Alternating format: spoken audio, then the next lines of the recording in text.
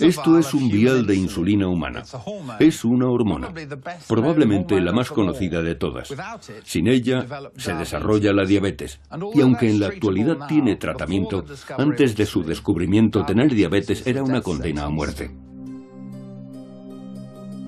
En los niños que no producían la hormona llamada insulina, el azúcar que su organismo debería asimilar para transformarla en energía pasaba directamente a la orina. De ahí que reciba el nombre de diabetes mellitus, que es la forma más común, significa literalmente fuente dulce, ya que la orina de quien la padece está dulce.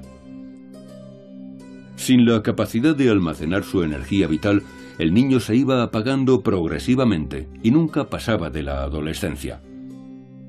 Encontrar una cura para la diabetes era increíblemente difícil, incluso aunque hubiera indicios de que un órgano en particular, el páncreas, podía ser el origen de todo.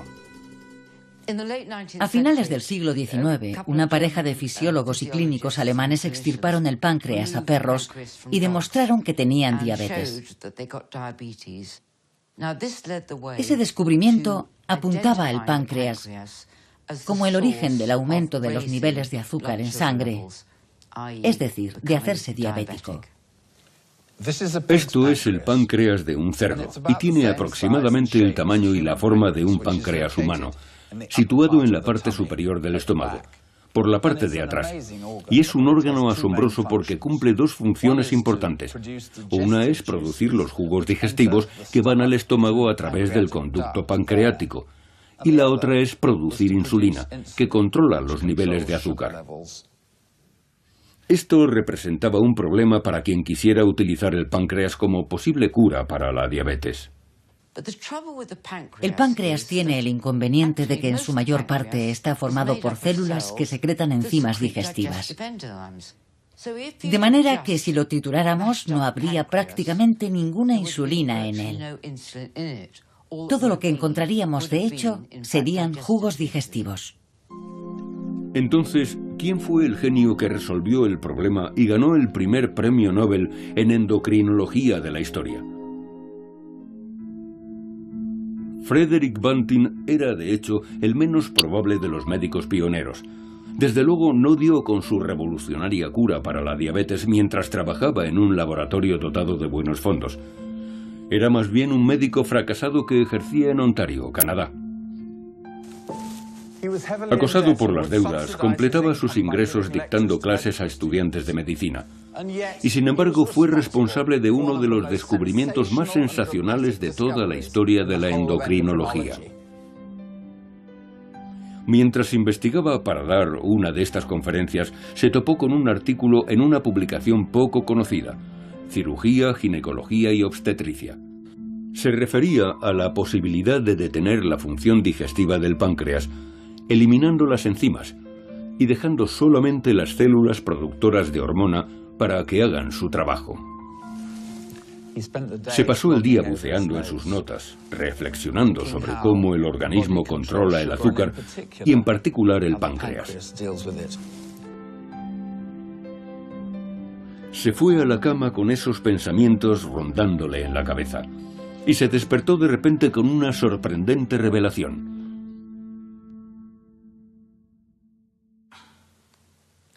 Fue el momento eureka de Frederick Banting. Anotó lo siguiente en una libreta en mitad de la noche. Diabetes. Así, mal escrito, aunque redactaba muy bien, así que estaría dormido. Ligar los conductos pancreáticos en perros. Mantener los perros vivos hasta que el tejido acinar degenere y queden los islotes. Intentar aislar la secreción interna de estos para que se produzca glucosuria. Hay que ser médico para comprenderlo, pero les diré que fue el primer paso para dar con el remedio de la diabetes. De pronto se le ocurrió que si ligaba el conducto del páncreas, que produce todas estas enzimas digestivas, haría degenerar el tejido. Y entonces podría aislar unas cuantas células llamadas islotes, que producen la insulina, y conseguir un suplemento insulínico. Lo que hizo Banting fue intervenir quirúrgicamente a perros para ligarles el conducto pancreático así. Los mantenía con vida 6 semanas y pasado ese tiempo, las células que producían las enzimas digestivas habían muerto. Y así obtenía un páncreas que solo producía insulina. Increíblemente, al ensayar en animales el extracto del páncreas de este perro, se demostró que la teoría de Banting era correcta, y en enero de 1922 ya estaba preparado para ensayar el mismo extracto en humanos.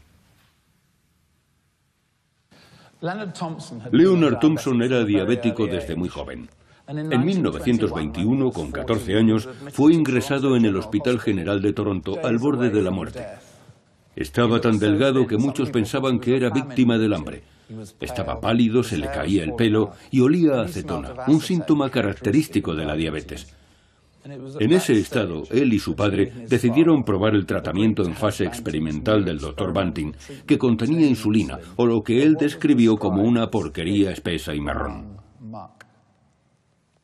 Tras cierto proceso de refinado, lo que Thompson llamaba porquería, ya que después de todo era páncreas de perro, le proporcionó una vida completamente nueva.